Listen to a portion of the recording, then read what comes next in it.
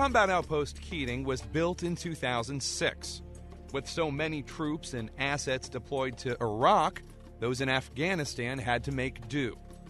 One part of the strategy was to build small outposts as the U.S. pushed into eastern Afghanistan. The location was a trap, evident from the moment Romeshé's unit arrived in May 2009. What was your first reaction? First reaction was, I think, the same as everybody that stepped foot on that COP is, this is a pretty indefensible spot. I thought we was supposed to be on top of a mountain. This is crazy. I mean, that's how I felt, shooting up. But I mean, I was there, I can't be like, this is stupid.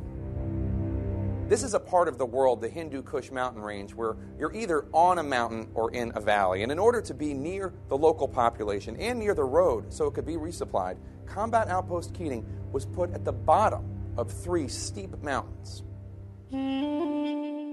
Soldiers had been fatally attacked there before. In 2007, Private Chris Pfeiffer. In 2008, Camp Commander Captain Rob Yeskis. And near there, a different camp commander, Captain Tom Bostic. As lethal as its position was the outpost's terrain. The camp was named for Lieutenant Ben Keating, killed when his truck rolled over the treacherous side of the road leading to the camp. I knew it was a bad spot, and I knew that previous commanders had expired there.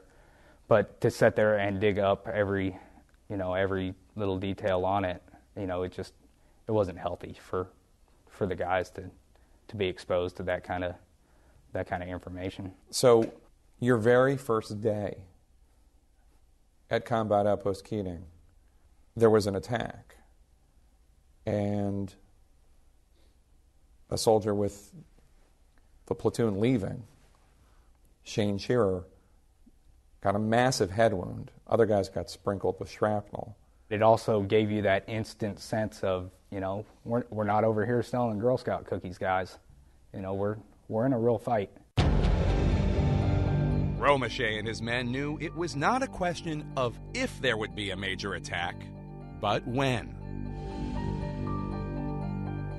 Jake Tapper joining me now from New York. Jake, those combat outposts, or COPs as they're known by the troops who man them, you're reminded of places like Restrepo, that amazing documentary that was done on one of those COPs in Afghanistan. I've been to a couple of them out there. They don't get much more front line than that. What we learned, too, about is that this guy's a friend of yours as well, by the way. What does he tell you about life on the COP there? I mean, you really are in the middle of nowhere. You are. In fact, Combat Outpost Keating is not far from Restrepo.